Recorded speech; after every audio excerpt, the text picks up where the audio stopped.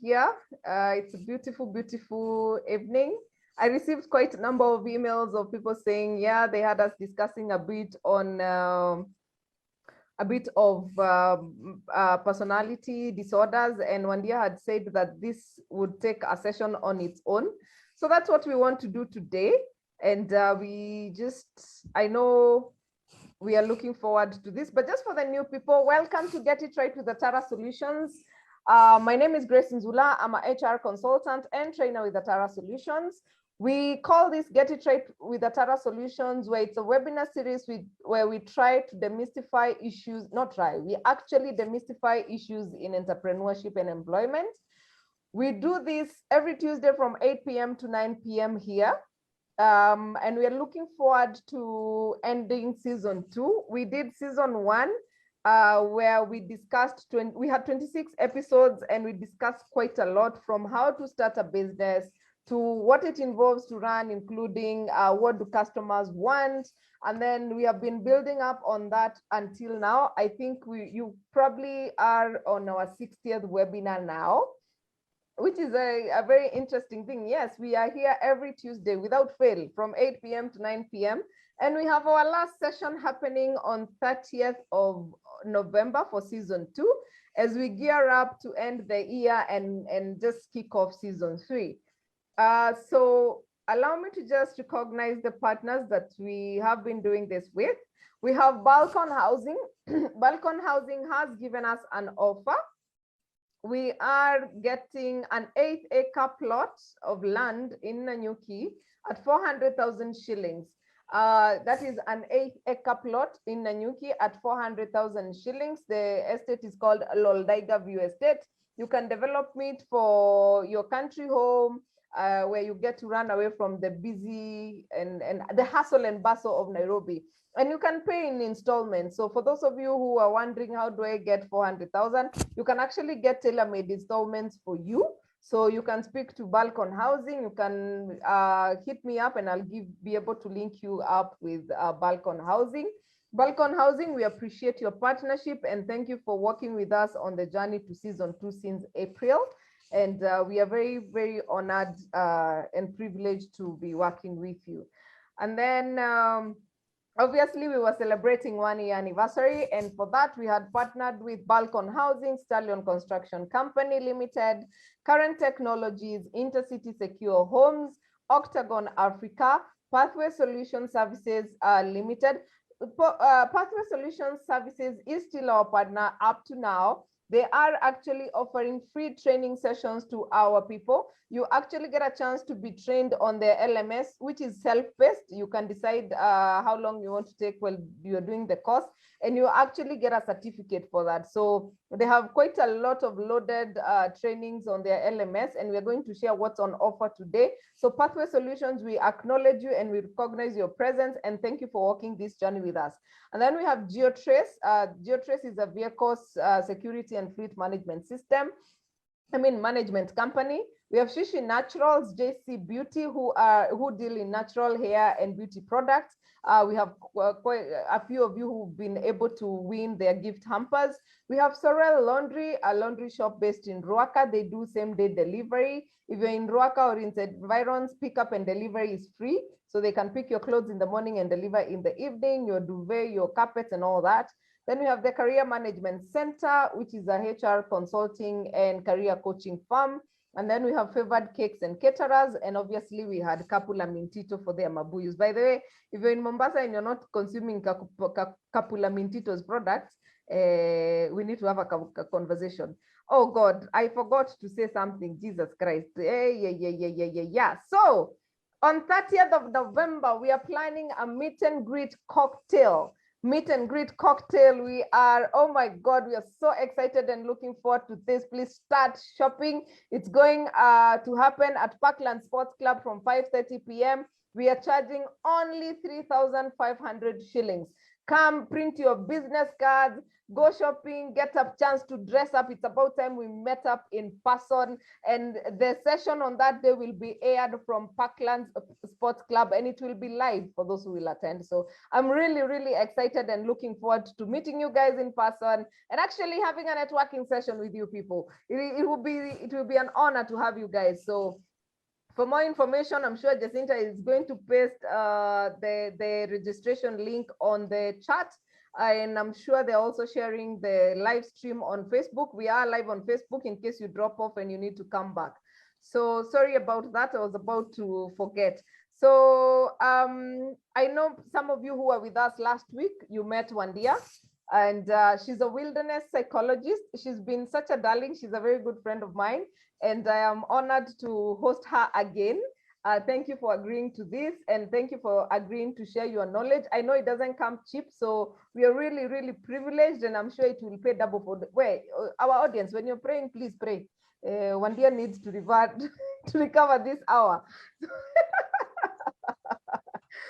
So Wandia comes with a wealth of knowledge in psychology, and she's going to demystify for us personality disorders. I know most of us have suffered. I know most of us don't even understand. You know, somebody was asking me, so when you say personality disorders, what exactly are you talking about? What is this? So I said, you come and meet up with Wandia and she'll be able to explain further. So Wandia, I know you want to share screen. Maybe you can start doing that now, or you want to speak first? I could just go ahead and share, but good evening, all the people who have logged in. I'm looking forward to having an interactive session with you.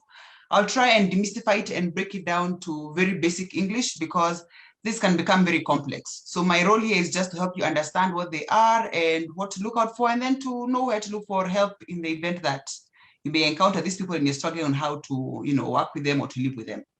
So let me go ahead and share screen. Excellent. Yes, good evening, Linda from Nakuru, as Wandia shares her screen as we figure out what personalities disorders are. Daniel Ipael, good evening. Daniel booked his seat next to mine for the cocktail, so we have that sorted. Ken, good evening. Elizabeth, how are you?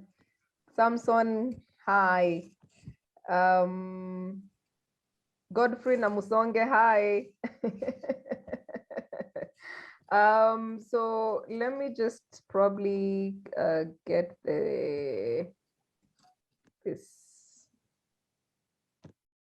Okay, you figured it out. I was going to get my copy. Finally, yes, I did. Yeah, I figured it out. Okay. Yes, Milkawa, good evening. How are you? We are good. So yeah, take it away, Wandia. Okay, thank you very much for the warm introduction. As I said, I'll try to demystify it and break it down as simply as possible. Again, I know I do not have so much time to be able to take you through this, but I'll do my best. So I'll take about 25 to 30 minutes to take you through this. And then if you've got any questions, feel free to interact with me, to put them down there, and Grace will be able to ask, and I shall respond to them at the end of the session. I remember the last session when Grace introduced me as a wilderness psychologist. People were really trying to figure out what that means. And I said that today I shall be intentional in explaining that. And this is what it is. It is a branch of therapy which is run in the environment. And it is coined from a Japanese word called Shinrin-yoku. Shinrin-yoku. Google that in your free time and see what that looks like. It just means that nature on its own has got healing components. People who have been diagnosed with depression or anxiety, spending time in nature has got a healing component. Now, just think about having a psychologist with you, having a conversation as you're also getting what nature is giving you for free. That's what we call a double whammy. So I am a wilderness psychologist. So great, let's just move right into it and look at the definitions of what personality disorders are. My notes are not very comprehensive, but I shall explain as I move along. So what this is defined as is that it is a pervasive or entrenched patterns of maladaptive behavior, attitudes, or thought patterns, meaning they are part and parcel of who you are as a human being. It affects how you interact with people, it affects your attitude, it affects how you think, and it also has a direct impact in terms of how you communicate, how you function socially, and how you function occupationally as well. So personality is part and parcel about who a human being is. So personality disorder, therefore, is a maladaptive behavior, attitude, or thought process, and has a negative impact on how we interact with the world. How is personality formed? That's the next thing that anybody who's trying to understand this would need to get, is that it is influenced by two things. One is gene, and genes are basically your DNA from your parents. And research has been done, and the studies have found that 30%, if you've got some history in your family in terms of there's depression, or there's a schizophrenic person in your background, or borderline personality disorder, you've got a likelihood of 30% of getting it. That's where the gene influence comes in. And that's why we encourage people to know where their background is, your family tree. What conditions are there which are prevalent in your family, in your mother's family, in your father's family, and even as you are pairing up and choosing spouses. This is not to say you should not get married to certain people, but it is important for you to know because of the 30% risk factor that is associated with the DNA. Then the next thing that would amplify this is environmental factors, meaning that the space that you are raised in, because personality is more or less developed in the formative years of a child's upbringing.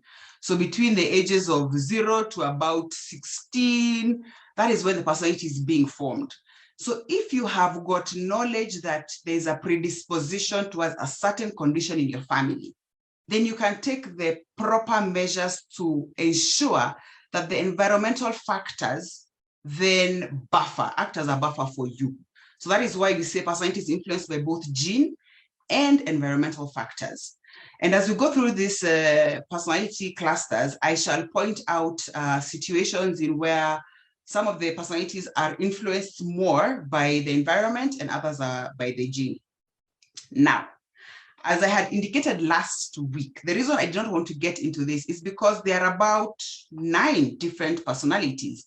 And how can I cover 9 comprehensively? It will take quite a bit of time. So I'll just go through them. And hopefully, as you go through them, you'll be able to pick out something. So there are 3 clusters. There's cluster A, cluster B, and cluster C. So the cluster A personality disorders are the ones which are characterized by odd or eccentric behavior. So they're the parameters which we would say are normal. And I'll always say normal with quotes. But there are people who operate outside of that. And when you look at them, you can see that this person really is an outlier in terms of possibly their dressing, in terms of how they are speaking, in terms of how they are engaging with the stimuli and environment around them. And there are 3 distinct personality disorders under cluster A. Remember, the defining thing under cluster A is the odd and eccentric behavioral patterns. And I'm sure someone is going to ask me what is odd and eccentric. I'll even throw it back to you. So start thinking so that we can have a conversation. So the first one is paranoid personality disorder. You can see that picture there. That guy is just looking out and he looks like he's a bit scared and trying to figure out what's going on in his environment. We have people who are suspicious of everything and everyone around them. We know them. They live and work among us. We know them. They live in our houses. They're in our workplaces. We know them. They're consistently paranoid and they're suspicious even when there's no need to be so. On top of that, they tend to be very, very pessimistic. Very pessimistic. They cannot see anything good in any situation. Even when things are good, they'll always look for the bad in it. So these people tend to be called, if they meet all the criteria, they're paranoid personality disorder. But the other thing you also have to remember is that they are fully in touch with reality. So they know what is right and what is wrong. So this is paranoid personality disorder. Then we've got the schizoid personality disorder. Don't worry about the big names here. It's just to give you an overview of what this look like. So schizoid personality disorder are people who generally do not want to have any relationships or any interactions with anybody, whether it is platonic, whether it is romantic. They do not want to have any relationships of any sort. They do not crave human interaction, and you'll find the people that we call the hermits.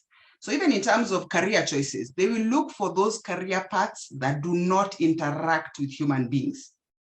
If there are jobs for like Okay, let me not name them because some people may start giving themselves disorders here, but basically they do not like to be frontline and interacting with people. The other thing which is common with them is that they've got a flat affect. What that means is that they've got no emotional range. They never experience joy, never express sadness. They are just generally flat. So they do not want to interact with people. They just want to be on their own. That's a schizoid personality disorder. Then we've got the schizotypal personality disorder. Again, they are characterized by odd and eccentric behavior. And one of the key things here is they have got magical thinking. And someone might ask me what magical thinking is, but that just basically means that they think that their thought processes can control outcome of things around them. You have those people who say that if I drop some salt here, maybe throw it over your shoulder to prevent an accident happening. Or even I've seen some high-rise buildings being built and you'll find that they've been labeled 1, 2, 3, 4, and then maybe you jump number 13, 12, you go to 14, simply because of the superstition that if I put 13, maybe this building will crumble or something. So they have got that and they strongly, strongly believe that. So these are the schizotypal personality disorders. Now, the thing about these ones is that if they are not managed well, they can definitely form or translate into deeper mental conditions. So that is cluster A, the odd and eccentric behavioral patterns. Okay, let's move on to the next one. So cluster B, and this is characterized by dramatic and erratic behavioral patterns. So this is more emotive. And there are about 4 under this cluster. And the first one is borderline personality disorder.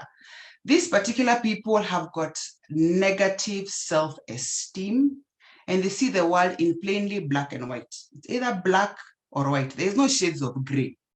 And they're also prone to self-harm, but non-suicidal. And there are people that you'll find who would possibly cut themselves. They'll cut themselves just to elicit and to feel that pleasure in doing that. They're the ones who also have excessive tattoos, excessive piercings. They just want to inflict pain on themselves, but not to the point of taking their lives. That's what a borderline personality disorder is. The other one we have is histrionic personality disorder. And that caricature there on the right depicts this. So they like to stand out. So you'll see them, in flamboyant dressing, they just always want to be the center of attention, figure-hugging outfits, high heels. They just really want to be the flowers in any situations. They want to stand out. And these people, they live and breathe and walk amongst us. The challenge with this particular personality, the histrionic personality, is then therefore that they cannot maintain relationships because it's always about them. They just want to be the center of attention.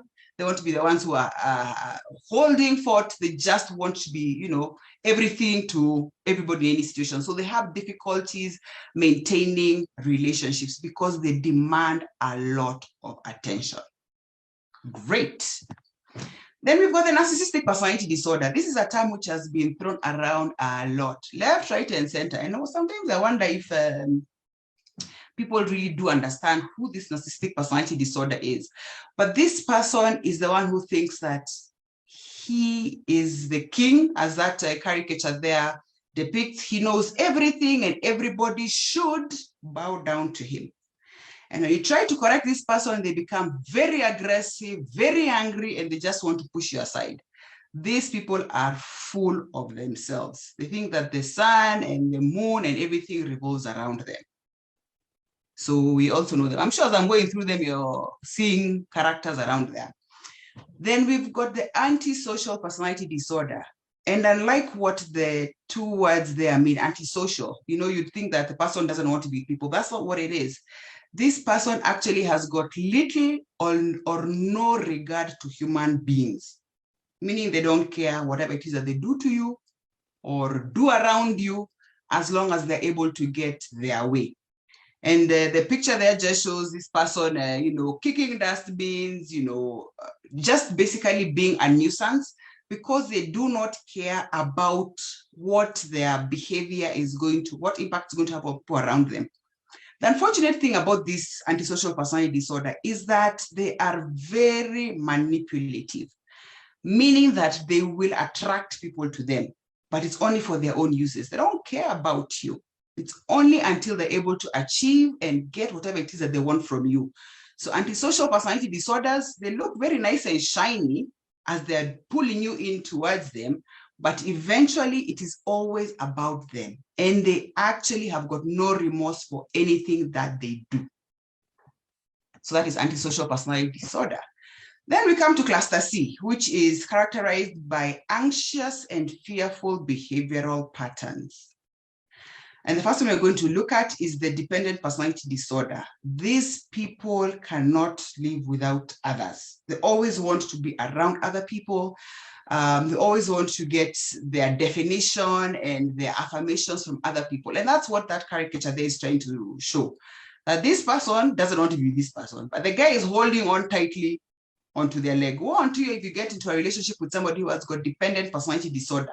Untangling from them is going to be quite something. And if you think about it and you look through maybe situations around you, there are people who are consistently, persistently in relationships. They cannot be on their own. They can't. And when you also tell them, why don't you just spend some time on your own and reflect, they can't. They just need to be around people. They are not comfortable on their own. They need to be validated and get their sense of being and feeling from other people as well. So on their own, they're very anxious and very fearful. And sometimes this could be as a result of environmental factors. When you're being raised up, maybe you are abandoned, you're left on your own. So anytime you get a chance to just latch on, you latch on tight and do not let go. Then we've got the obsessive compulsive personality disorder. This is confused a lot with obsessive compulsive disorder. Those are two distinct and different conditions. So the obsessive compulsive personality disorder can also be aligned to a perfectionist. These are people who like getting things done in a specific way. There's a healthy component of it and there's a maladaptive component of it. So the difference between obsessive compulsive personality disorder and obsessive compulsive disorder is that the obsessive compulsive disorder has the whatever compulsion that they have disrupting their lives. These are people who possibly, because of a trauma that they have gone through, you'll find that they are consistently washing their hands, even up to 16 times in a day. Or when they're going to bed, they wake up and go and check the door, maybe even 10 times. And they've locked it, but they keep just going to check. So it absolutely interferes with how they are functioning in life, the OCD. However, on this other end, the obsessive compulsive personality disorder, they are perfectionists and they are also high achievers. And I've had situations where clients come in and, we find that this is one of the things that they could be suffering from, but because it is allowing them to achieve their goals and it's not interfering with anybody else, they say, then it's okay. It's allowing me to do what I need to do. So why do we really need to tamper with it? And I say, it's fine. As long as you're not interfering with other people, it's okay. So obsessive compulsive personality disorder could be high achievers. And once they get insight into it, then they try and balance. And what is depicted here is that a healthy perfectionist is able to set goals for themselves, high goals, and go for them. Maladaptive perfectionists will set unrealistic goals and they will get very frustrated and they will stop. They will become paralyzed. That's the big difference. They will be unable to do anything. On the other hand, the other person will be able to look at it, see that they have failed, learn from that, and go back out into the fray. So there's an element of perfectionists that you'll find people who are high achievers have. So that's the difference. So people need to know that there's something called obsessive compulsive personality disorder and obsessive compulsive disorder. Great. Then we've got the avoidant personality disorder. Now, these people tend to have very low esteem. They want to be in relationships, they want to interact with people, but they don't think they're good enough. They have a consistent fear of rejection, so they don't put themselves out there. So unlike the schizoid personality that I talked about, who really feels nothing about relationships, this one does want to interact with people, but because of their past experiences, they do not put themselves out there. So they're always just there looking sad and trying to figure out, how do I engage? And they've got consistent low self-esteem. They lack trust in themselves. They are always putting themselves down, consistently comparing yourself to others. And you know, in life, you know, everybody has got their own path and has got their own journey, but this is a personality disorder and the person needs to be helped to overcome this. And there's also the people pleasing. You're always going over and above. You know that your plate is full, but you will still say, yes, give it to me, I'll do it. So you find that you're not even sleeping, people are throwing stuff on you because you're always there trying to get acceptance. You do not want to be rejected. And even when a little bit of criticism is thrown at you, it really, really, really knocks you down. Instead of looking at it for what it is, you totally get knocked down. The other thing is that there are no boundaries. Anything goes with this type of people, the avoidant personality, anything absolutely goes. So it's simply because they fear rejection. So they want to do anything to please and to get people to accept them. So how do we cope with these personalities? Remember, I said there are quite a number of them, and I've taken you through them, and I hope if you've got any questions, you'll be able to ask me. So how do you cope? And this is just general, very general, but there are some which are common in our ecosystem. The first thing you need to do is to create boundaries around yourself. Know what is healthy for you and what is not healthy for you. That is the first key thing. Know what your limits are. Understand the things that you can be able to take and the things that you cannot. The next thing you need to do is be able to speak up, especially around those personality types that tend to want to keep taking and extracting from you, and could be very loud and arrogant and obnoxious. You need to learn to speak up. But even as you're speaking up, the oxymoron is that you actually have to stay calm. When we're having conversations with people and they're getting heated, if you take your tempo up with them as they are raising their voice, that thing can actually become explosive. On the other hand, if somebody is raising their voice and you're speaking at a lower tone, you'll find that this person automatically just starts calming down. They will match your tempo they'll match your tempo with theirs. But you have to be very, very, very intentional with this and very self-aware as well. And again, if you find that you're getting pushed into a corner and you're not being able to be in control of the situation, it is also okay to walk away. It's also okay to walk away. People don't have to win. I mean, when you're talking about relationships, if we're going to go head to head, then that relationship is at jeopardy of falling apart. But when dealing with certain personalities and you're feeling extremely triggered, it is okay to walk away. The other thing is, don't take it personally. I think there was a question that was asked last week about a certain person within the organization who has got a certain possible personality disorder. The thing about that is that if this person is behaving in a consistent way with everybody within that unit, then why are you taking it personally? It's got nothing to do with you. It's all about that person. So don't take it personally. And above all, seek professional help. And I want to caution, I really want to caution here, Grace, that based on what I have given, people should not start diagnosing themselves or their spouses or their children or their colleagues. It's just an overview. And hopefully to also get people to understand that sometimes the behavior that we see with people around us could not be, it's not about them being, rude or obnoxious. It could be a condition that actually needs professional help. So it's supposed to evoke empathy from you, not to go and start diagnosing people or to start diagnosing self.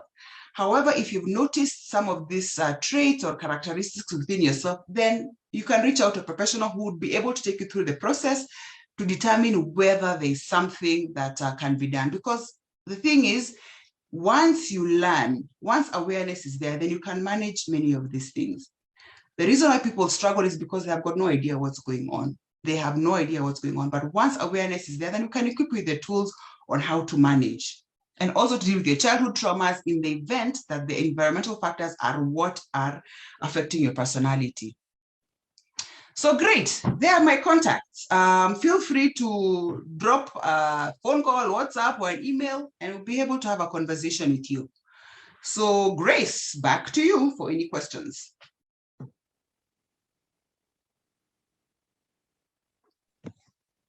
Right, Wandia, and allow me to just say thank you. But before I do that, I want to recognize the presence of my mother in this meeting.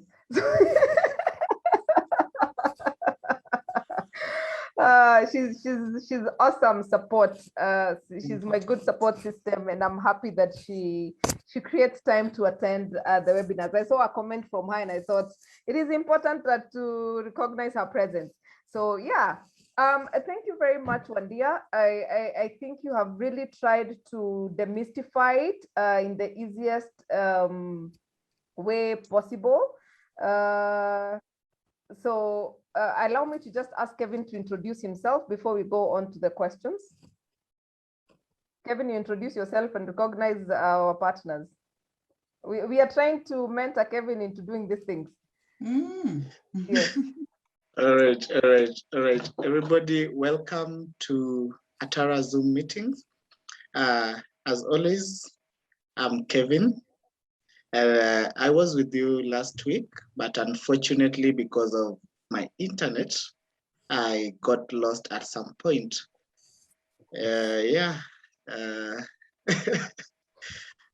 Grace. Yes, Kevin. At least today Kevin is smiling, which is a good thing as well. Yeah, it is. Yeah, everybody complained last week that he was too serious. So yes, congratulations, Kevin. You are with it. So right, thank you. This webinar series is brought to you by Atara Solutions in partnership with Balcon Housing and Stallion Construction Company Limited. So we have heard from Wandia on personality disorders. Wandia had seen a question. What is the difference between narcissistic disorder and antisocial disorder? So antisocial personality disorder have got no regard to human beings or anybody else. I think the picture that I put there, you could even see the person was breaking things, kicking the dog, and all those other things. And this personality at a young age, you'll find that they're the ones who are quite destructive in terms of school. You'll find them killing chickens and rabbits for no particular reason at all, what we call conduct disorder. So that is what antisocial personality disorder is, the fact that they have got no regard for whatever it is that they're doing. Narcissists, on the other hand, are about self, inflating ego, inflating self. However, if they find that somebody is accommodating them and also helping them to amplify their sense of ego, then they will have a bit of compassion towards them. These other ones, it's like it's blunted out. Antisocial personality disorder are actually the ones who end up incarcerated in jail because of the things that they do really cross all boundaries. So that is the clear definition between the two. Narcissists love themselves too much to want to end up in jail because that's hard life. Antisocial personality disorder do not have that clear definition. Okay. And my teacher Jerry is asking, can an individual have a mix of the different types of disorders, and where is such a person placed? Yes, definitely. There are those who have got comorbidities, but the thing is that, let me just say it's comorbidities that's happening. So what would happen is that would have to investigate, do a clinical assessment to figure out exactly where it is. And sometimes it would also be called borderline because where is this person exactly? So the borderline touches on that as well. So it is possible, although many times you'll find that one is predominant. Okay. I'm liking what is on the chart. Is narcissism psychopath similar? No, they're not the same. In fact, you are most likely to talk about a psychopath being closer to the antisocial personality. A clear example of someone who's a narcissist, and it is known, even if I mention the name, it's okay, is former president of the United States. I was a clear narcissist. It was always about him. When he came out there to give his presentations and conversations, it was always about himself, and he really did not care about whatever else was going on. So they're not the same. Psychopaths, on the other hand, really have got a component within their brain that allows them to do things which are against the law, and they would harm and kill and do all these kind of things without any regard at all. So they are definitely not the same.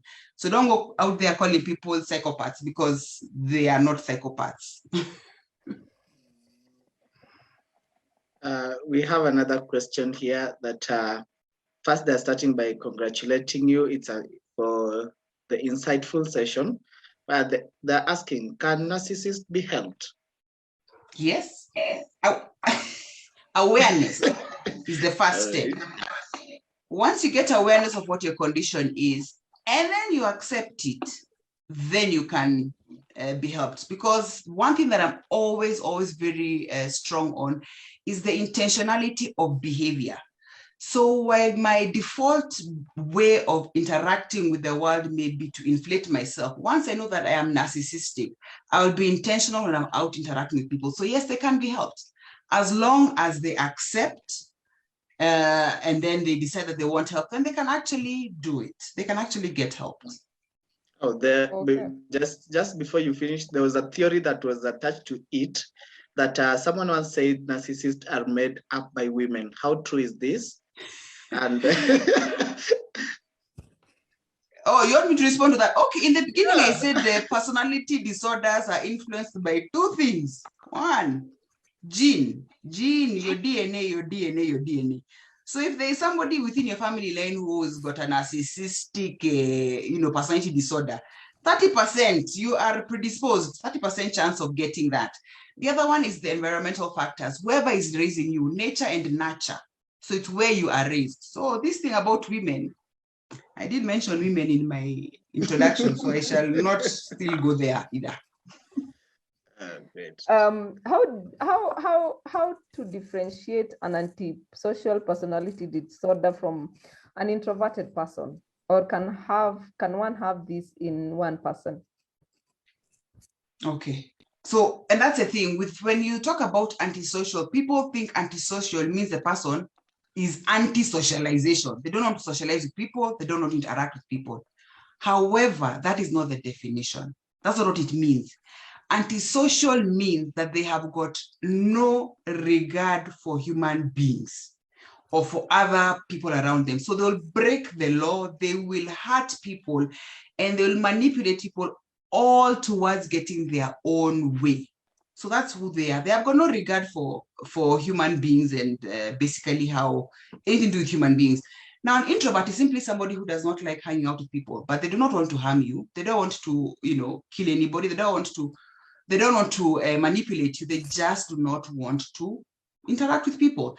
And possibly they would be more likened to the schizoid personalities, the ones who are hermits. But again, that just depends on the assessment. So they are very different. So people need to understand that antisocial doesn't mean that I do not want to socialize. It means that I have got no regard for human beings or the law. That's what antisocial is. So think about a criminal when you talk about antisocial. Don't think about somebody who's staying in the house. I think that could make it easier. Oh, okay.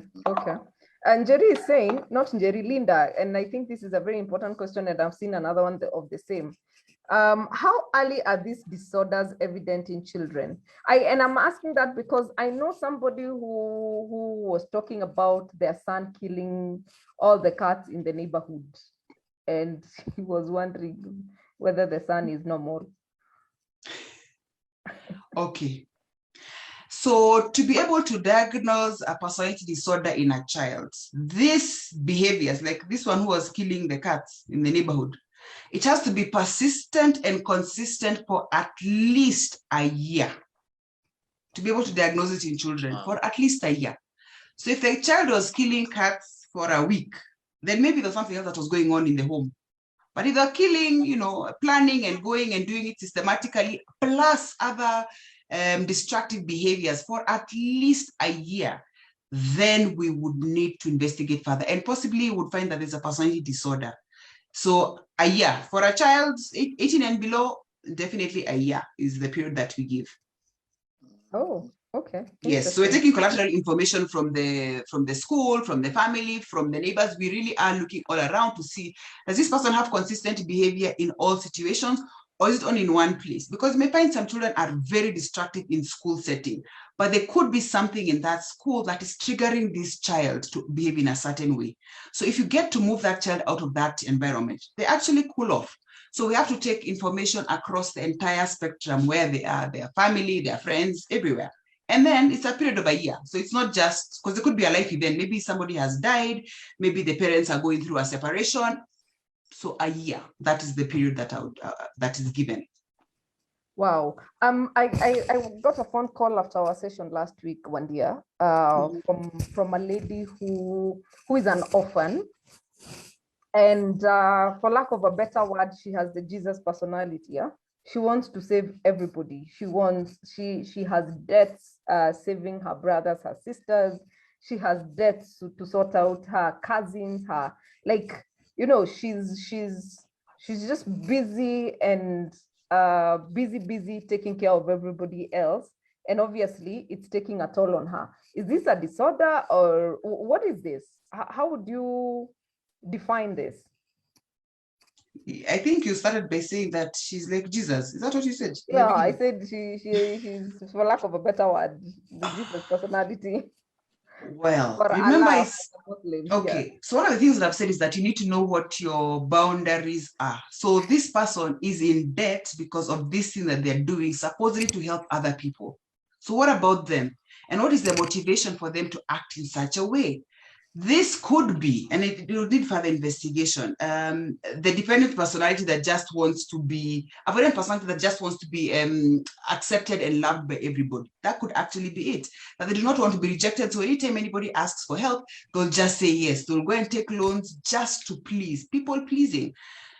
And I think Jesus was one person. So if people are mimicking, maybe we need to investigate and see what is it that is underlying and help them understand that it is okay to be who you are. And the people in your ecosystem who accept you as you are without, if you give me something, then I'll be your friend. The right people will stay around, and the ones who are not meant to be there will fall off, and that is okay. Because right now she has got the burden of carrying people who clearly have got no regard for her. And people like free things. So if you keep showing that you've got an open wallet, people will come. So there could be something there that may need a bit of healing from her past. And the thing that you side off with that she's an orphan. So it's the longing, belonging, trying to attach to people. So there could be something there that needs a bit of a conversation, investigation, and healing for her to be able to move on. Okay. Isaac Chagungu is saying, grandiosity and narcissistic, do they correlate? Yes, they do. They're very grandiose and flamboyant and showy, and yes, there's a very strong correlation. You'll find many times that narcissists are male and histrionics are female, many times. But the presentation is the same. It's about being flamboyant, being the center of attention, and just being egocentric, being everything, being about yourself. So yes, there's a strong correlation between that. And so this is a disorder, but we also have the good side. Like, for example, the personalities like sanguines. So the disorder is normally at a higher rate than the normal sanguine. Hey, Grace, you won't take us down a hole. Why are you calling sanguines personality disorders? No, I'm not saying personality disorder. Personality, the sanguine. It's a personality type. So yes. Them, they're very cheerful. And actually, sanguines are such pleasant people to have within groups because they're the life of the party. They engage people. So they are not about self, but they're able to pull out people, interact with people. So let's not mix those two. The narcissist is the one who's going to be talking, and everything they say is the absolute truth. Anybody who challenges them, they'll put you down in a very, aggressive way. So narcissist and sanguine, they're not the same. So, and before we allow, Rachel Ngumbi, I thought you wanted to speak, so I had given you an opportunity to speak, but that's fine. I have seen your hand is down. But I had seen a question by Grace Mwazombo who is saying, where do you place sadists? But before, okay, as you answer Grace Mwazombo's question, Jackie is saying, how do you recover from narcissistic abuse? Okay, let me first respond to Grace. To the sadist, yes. Yes, the sadist, further investigation, possibly they could be antisocial, log breakers, and feel no regard for human beings, basically. So it's most likely that I would put them into that category because they're doing stuff with no regard. They feel nothing. So they most likely would be there. But again, we need to investigate further. And that's why I'm cautioning people from using what I have said to go and now start labeling people out there, because it takes a longer conversation to be able to establish exactly what personality disorder that somebody could be suffering from. Please repeat the other question. how do you recover from narcissists? Like if you were married to one and yeah. My contacts are on the screen. Fast. Finish. You know, you need to go back and undo the harm that was done. And it's not a 1 minute thing or a 1 day thing. And also accept, because relationships are good in the beginning until life happens. And then, you know, the real you comes out and the real whatever comes out. So it's a healing process and accepting, you know, what is it about this person that attracted me to them. Sometimes we choose our partners based on the experiences we had in our homes. So again, it's also looking back and seeing, okay, this is what was in our home, this is what was common, okay, going forward, okay. And that has got nothing to do with me, and building up your self-esteem from there. So it's a process, but it is possible and people have done it, definitely. So the contacts are there, she can definitely be in touch. Okay. Thomas and Ambo. Thomas, please unmute yourself. Thomas, your hand is up. Okay. Elizabeth Katanu, did you want to speak? Or why is your hand up? Elizabeth? Okay. I think people are raising hands before the trainings are even announced. But Sabina is asking. Okay, here is Thomas. Yes, Thomas. How are you? We are very well. Fine. Oh, I have a question. How do you differentiate somebody with the disability, with the personality disorder, and the one using defense mechanisms? Okay. I didn't get the question clearly, Grace, please. He's asking, how do you differentiate personality disorders with defense mechanism? Now, you know, it has to be persistent. It has to be persistent in terms of personality is something which is enduring. That this person behaves this way in all situations and in all circumstances and in many circumstances. Whether it is social, whether it is occupational, that is what personality is. A defense mechanism is when somebody feels threatened. So they'll react a certain way when they are feeling under threat. So it's more like flight or fight response. While personality is enduring through all situations and circumstances. So that is the clear differentiator. That defense mechanism, they're just responding to a threat, and personality is enduring and persisting throughout, you know, that's who the person is consistently and persistently. It's not about a threat, or it's who they are. Okay. There's somebody who is asking, is there a way one can test or test to establish if they have personality disorder? This is because listening to all the personalities disorders explained here, it feels like each one of us has one or two. Each one of us has got one or two. Yes. You know, there are situations and circumstances in life where you may feel certain types of way, like you want to cling on to people, you want to cling on to maybe a loved one, or a child who's going to school, or you may feel a certain way in terms of, how can I say, you do not want to go through rejection.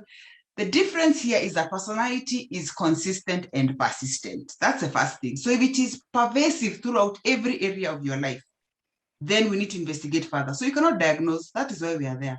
That is why the professionals are there. So you need to reach out to somebody who can then have a conversation with you. And the risk of having this conversation, and that is why I was reluctant actually to have it last week, is that now you start seeing things within yourself and seeing things in other people, where really you could just be reacting to the stimuli in a normal way. You could actually just be reacting to stimuli in a normal way. And there are times in life where you go through cycles where you just don't want to hang out with people. It doesn't mean that you are now an avoidant. No, it could just be that I am burnt out and I need to just withdraw and recharge. So it's always important to just look at yourself and see, how long is this thing going on? Whatever it is that I am suspecting, if it's going on for like 30 days, then let me have a conversation with a professional. So don't try to diagnose yourself. You might find yourself in a ditch. Okay, I've seen a question repeated. Austin, we can see your question. We are just going sequentially. a number of times we have had many cases of people hacking others to death, which under normal circumstances are not very possible. This depicts a certain level of mental health problem. Any explanation to this? And that's it. There definitely is a mental health condition attached to that, because that is not a normal response. If you are pushed to the end, of course, there are the times where they say that emotions overrode, but for many people, that's not the case. And that's why when there's a case of people being hacked to death, we bring in the experts to actually determine what happened. Was this person mentally stable or not? So that's the first thing. We just started, and it's not just about that particular situation. We are going to collect information and from the people who are around, just to find out exactly what is it that was going on. Of course, there are crimes of passion as well, because sometimes people are pushed and they react in certain ways. So, and the more pressure there is on society and on people, the more likely they are to erupt one way or the other. And people's eruptions are different. So we go back to the point of being self-aware. You need to understand when you're being pushed, when your limits are being pushed, and to remove yourself from that space. Just like a pressure cooker. Eventually that lid is going to pop. If you stay in that space, which is very unhealthy, eventually one day you'll explode. So it's about self-awareness, knowing that this is triggering me and I need to step back before something drastic happens. And it could also be a defense mechanism that I'm feeling threatened and I'll come out kicking and screaming. So it goes back to self-awareness. And I hope I've responded to his question. I think you have. Esther Olo is saying, please elaborate more on schizoid and schizotypal disorders. Okay, so the schizoid are the ones that I said do not crave human interaction at all. They have got no need to interact with people, and they tend to be what we call hermits. The people who just, if they could stay on their own, work in their own corner, not interact with people, they would be very happy and very okay. Over and above that, they have got a flat affect, meaning that they have got no emotional expression. They have got no joy, they have got no sadness, they are just flat. So whether you reward them, whether you abuse them, they have got no affect. Schizotypal, on the other hand, are people who have got what we call eccentric way of thinking or magical thinking. They believe that they can be able to control situations and stimuli happening around them by the power of their thought. So they think that I can influence Grace to select me to do the next 3, sessions here by whatever it is that I'm going to do within my space. But that's not the case.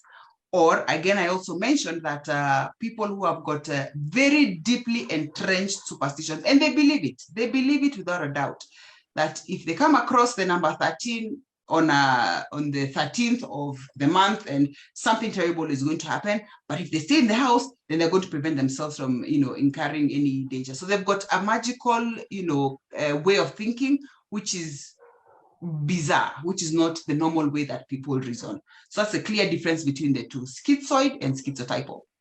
I hope that is clear for her. And so the people are asking, how do they do tests? I think you answered that. How do you? How do people know which disorders they have? You need us. You need the professionals to be able to run those tests. So you can't do it on your own. The same way you go and see a doctor when you're feeling a certain type of weight, the same way you go and see psychologists and psychiatrists to be able to diagnose you, because then we do have the experience and we do have the tools to be able to screen and do the assessment. So again, I'll caution and I'll underline, please do not, from this very brief interaction with you, try and self-diagnose yourself or the people around you. You'll be doing yourselves, putting yourselves in harm's way. Okay. And somebody else is saying, is addiction to something like food, sex, or etc. a personality disorder? That's addictions on their own. That's a whole different spectrum. And so it's not necessarily attached to this, but what you'd find that if somebody has got a condition that they are finding difficult to cope with, for example, somebody who's, let's see, an avoidant personality, they want to interact with people, but fear of rejection. So they may choose to take a substance to dull that fear of rejection to then go out and interact with people. And in taking that substance and getting that false confidence, an addiction could occur, but they are different and they are distinct. So I would not want to lump them together and say addictions and personality disorders sit in the same box. Okay. There's a friend of mine who is saying, hi, Nzula, these disorders are showing like all of us are unwell. That's not true. It's just that you can relate to them and you can see people around you. But remember, it has to be persistent and consistent in all situations, socially, occupationally, everywhere. It has to be consistent and persistent. Personality is persistent and that's who you are. But if it's just appearing every so often, then don't get worried. Do not get worried. It's like when you're reading, or is it when you possibly imagine that, okay, maybe you're dreaming about a particular type of car. It's in your head. Once you get out onto the road, you'll see that car everywhere. It just keeps coming into your face. Now that I've had this conversation with you, of course, it's what's going to be at the top of your mind, but that's not the case. But if you're concerned, feel free to reach out to me, or and we'll be able to help you to do a bit more investigation. Okay, and there was a question that was asked by Milka. Oh wait, before we get to Milka, Thuo is saying, is midlife crisis a disorder? No, it's not a disorder. We all pass through there if we are blessed with enough life. But how do you then allow yourself to go through that midlife? As you're asking yourself questions about what I've been able to do with my life to this point. And so it's not a disorder. It's not a disorder. It's just like adolescence. Adolescence is not a disorder. Okay. Milka is saying, where do you place those who don't like to socialize, even with their family members, like to stay alone and not even talk? Is it depression or what? Further investigation. I would need more information to be able to, help her more.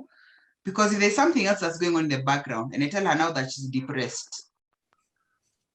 Yeah. And depression, people like throwing that word out randomly and saying that I'm depressed and I'm feeling depressed. But you have to be experiencing those feelings consistently, 24 hours a day, for a minimum of 3 weeks to be able to be diagnosed. And there's a whole checklist for a minimum of 3 weeks to say that you're depressed. So it would be difficult for me to be able to answer that question here. Okay. Yeah. Rehab Ngatia, you wanted to speak? Rehab Ngatia, your hand is up as we conclude. Okay. Faith, okay, Rahab, go ahead. Yes, good evening, everyone. Hi. It's quite an interesting topic, and I am happy with our facilitator. My question is, for it, she has tried to elaborate about diagnosis. For it to become a personality disorder, how long should one have said, or after how long can we now call it a personality disorder? Maybe if it has been triggered by an environmental issue and it's once or twice, can we talk of a personality disorder? Is that a good diagnosis? Thank you for that question. And no, if it has been triggered by an event, then that is not a personality disorder. Remember, personality is it's a consistent trait of who you are. If I was to describe or define Grace, there are certain key things that I would use to define her.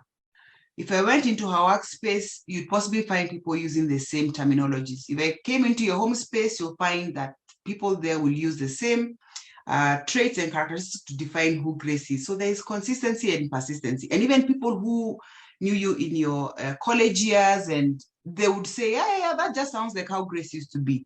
So it's not about an event. It is who you are as an individual.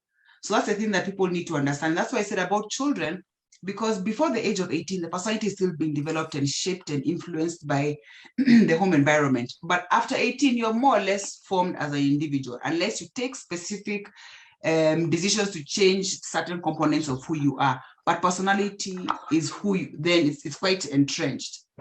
So it can't be an event. It has to be all areas. That even if I decide to do collateral information taking, they'll say, yeah, that is who Wandia is. Yes, she's quite egotistic. I go somewhere else to say, oh, yeah. She's quite, it's persistent. So I hope that helps answer that question and clarifies for people. Yeah, I think you have. I was going to allow Kevin to ask this question, but since it is my former teacher, hi Mwalimu, I see you. Grace, I have a friend who dreams all the time. They drift all the time and dream. At night, daytime, if they take a nap, they dream. What is that? They dream in terms of they have got dreams all the time. Yes. That is somebody who has got quality sleep. That means they go deep very fast. While most people struggle to even get to that level. Unless it's a problem and the person has raised it as a challenge, and we'd have to investigate to see how is it a challenge. Is that they're falling asleep without, when they're walking around, sitting somewhere, they're sleeping and they start dreaming, or is it just that they are able to get into deep sleep easily? And that's, I think, is a gift, because many of us struggle with getting that deep quality sleep. In entrepreneurship, I can't remember the last time I went that deep. Yeah, so that person is gifted, I agree. Yeah, so I think before we allow Kevin to announce the winners, the trainings happening soon, what about individuals who experience only the extreme emotions? They're either too happy or too grumpy. Is this a disorder? There could be a mental condition there. So further investigation as well, because we know bipolar, that is the spectrum that it falls on, but it needs further investigation. This would not be the right place for me to be able to say that. But if you find that you only have extreme sadness or extreme joy, then you definitely need to have a conversation with a professional, definitely, to figure out what's going on. Yeah, I agree with that. Turns out we may not be able to finish all the questions. Yeah, but we can share this. Kevin, go ahead. All right. For this session, having been sponsored by Pathway Solutions, we have a number of trainings for you lined up. So as always, we are going to request that if you're interested in any of the outlined Zoom meetings or trainings, you can always share your email with us. That is at frank@pathwaysolutionsservices.co.uk or info@atarasolutions.co.ke after this session, so that we can link up and guide you on what you need to do. So the trainings that are there is dealing with difficult people. That one is scheduled for 5th of this month. We have project management part 1, which is going to be on 10th. Time management and reinventing yourself after disruption. That is on 7th and 12th respectively.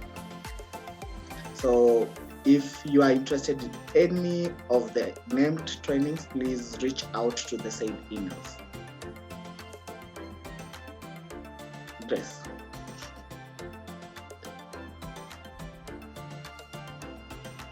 I didn't realize I was muted. So thank you very much, Kevin. Yes, the emails are frank@pathwaysolutionsservices.co.uk or info@atarasolutions.co.ke, info@atarasolutions, Atara with an H and solutions with an S. That is your chance to attend the training happening. 5th is, I think, the day after tomorrow. When is 5th? On Thursday? Thursday. Today, 3 days from today. No, Friday. 3 days from today. Yeah, so 5th is Friday, 7th is Sunday, or something like that. So all these trainings are happening then. If you write your emails on the chat, we're going to forget them. Please just send an email to info@atarasolutions.co.ke. It's easier for us to track down and send the invitation for the Zoom. And these trainings will be conducted by Pathway Solutions. So Wandia, give us your final remarks for this session. Thank you, Grace. Thank you, Grace, for this opportunity to interact with people and to help demystify what mental health is and personality disorders.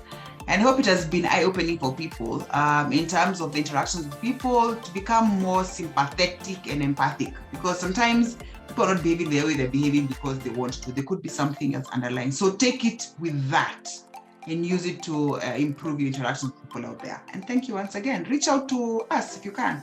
The numbers were there. Okay. Yeah. We may have forgotten a question, which I think is very important. I hope the person who asked is still here. What are the main coping mechanisms for dealing with family member who has bipolar?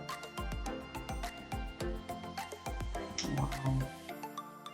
The coping mechanisms for somebody who has got bipolar personality disorder. The first thing is to determine whether this person is on treatment and allowing them to know that this is a safe space for them.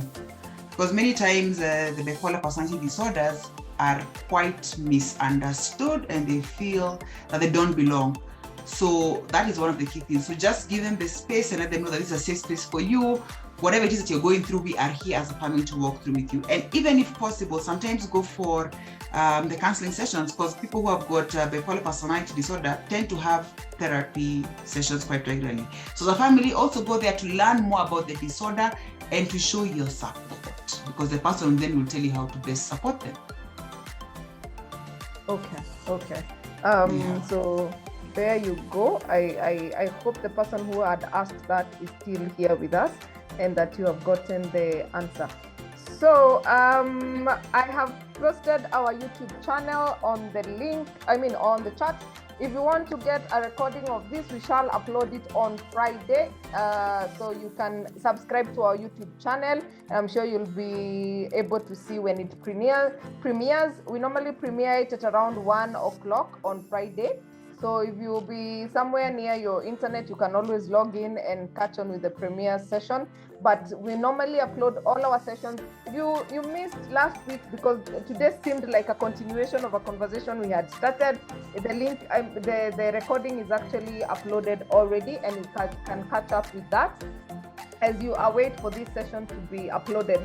And unfortunately, I forgot to look at the questions on Facebook. But fortunately for us, I can see Francis Kyoko is there without a question. Hi. Doreen is also there. There's no question. Thank you so much for joining us on our Facebook page. So for you guys, please subscribe to our YouTube channel. We really appreciate you for today. Thank you so much, Balcon Housing. And we have an offer by Balcon Housing where they're giving us a piece of land, an 8-acre plot for 400,000 shillings. Please take advantage of this and have something that you own, and they can custom make the installments for you. So it feels good when you finish paying and you called for the title. So yes, thank you so much for this, for attending this and always making the time to be with us on Tuesdays. Thank you so much, Wandia, for agreeing to do this. For those of you who are asking whether we can do this for your organizations, yes, we can. For those of you who are saying that we organize more of these sessions, we bring Wandia next, you guys will pay. So we have to pay for school fees and experience. So she has done 2 sessions for free. The next one, obviously. Anyway, other than that, not to say that she can't come back. I'm sure she can, but it's just good. Other than that, thank you so much for engaging us. Thank you, Kevin, for showing up. We will continue doing this together until you do a whole show by yourself, and I'm looking forward to that day, because mentorship, it takes time. So, yes, we do. We run the sessions every Tuesday from 8 p.m. to 9 p.m., but we discuss different topics. It's not only on mental health. So we discuss entrepreneurship. I'm hoping next week we can host an entrepreneur.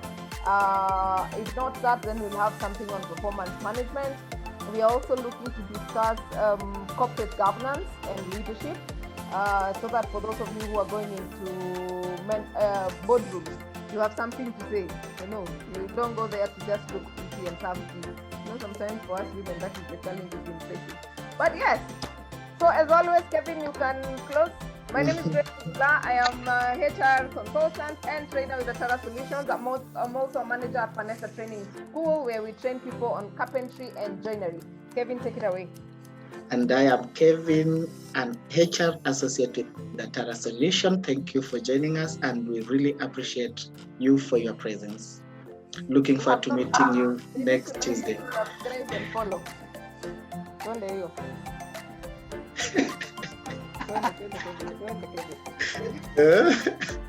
Like our Facebook page. Like our Facebook page at Atara Solution.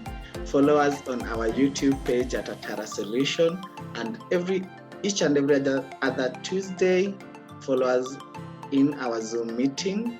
We'll be hosting you from 8 to 9 p.m. Thank you, Kevin. You're doing just fine. You'll get there. So follow us on Instagram at Atara Solutions, like our Facebook page, Atara Solutions. Subscribe to our YouTube channel, Get It Right with Atara Solutions. The Tuesday session is called Get It Right. So we try to bring to you every aspect of Get It Right with your life and your life as an entrepreneur or as an employee. So Get It Right with Atara Solutions is our YouTube channel. Atara Solutions is our Facebook and Instagram page. Please follow us and like that. We normally send invites, so if you registered for this session, you'll definitely get an invitation for the next one. And we look forward to having you. Thank you so much and enjoy your night. It's Tuesday there. Happy November, by the way. And those of you who are growing their beard, see you on 30th as you no shave November, or what do you call it? Yeah. No shave November. No shave November.